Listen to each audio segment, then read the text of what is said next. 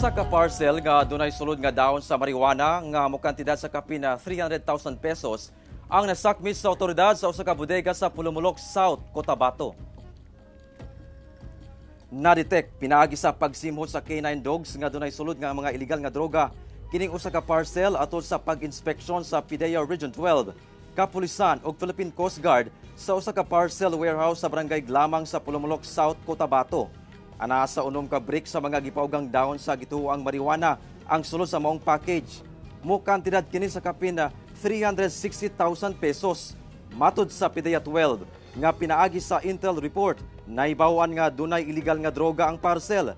Gikan kuno kini sa Quiapo sa Maynila ug nakatakda untang kining dawaton sa usa ka alias Jayar nga taga General Santos City. Sa karon, ginaimbestigahan na sa otoridad ang recipient sa mong parcel, lakip na sab ang nagpadala.